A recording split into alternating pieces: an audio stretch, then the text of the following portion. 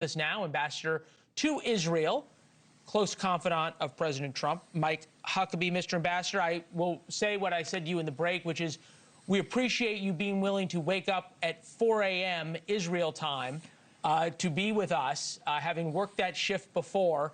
I know what it's like. Thank you. We appreciate it. And I will say good morning to you.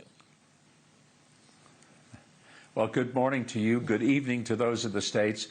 Leland, it's a pleasure to be with you, and you know this region very well, having been here for several years. It's an exciting place to be, but it's an intense place to be. I hear you. Intense right now, for sure. Did the Ayatollah double-cross the president? Let's hope he didn't, because the president doesn't handle double crosses very well. I think the Ayatollah should remember what happened last July when, after months of warning, President Trump continued to say, you're not going to enrich uranium and you're not going to have a nuclear weapon. What did they do? They just pushed forward.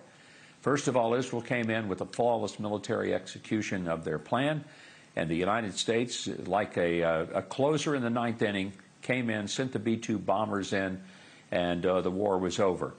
There's a saying we have in the South, you may have heard it before, there is no education in the second kick of a mule.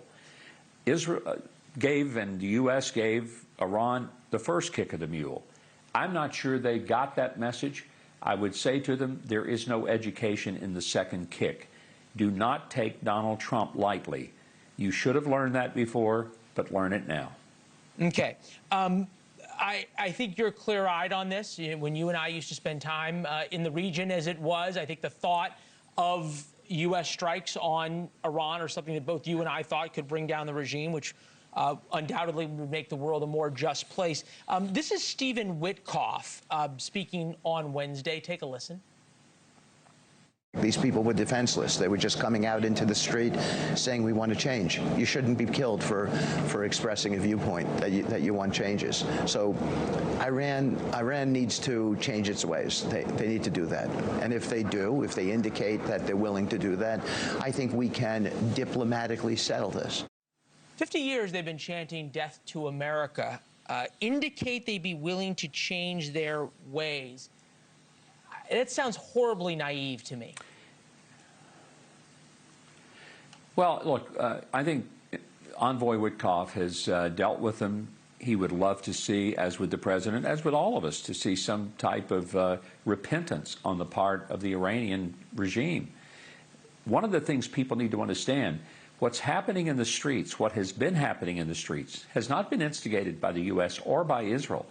It's happened as an organic movement of people who are disgusted with the government that for 47 years has spent all of the resources of Iran building weaponry through Hamas, the Houthis, Hezbollah, killing people, including many, many Americans, the #1 state sponsor of terrorism.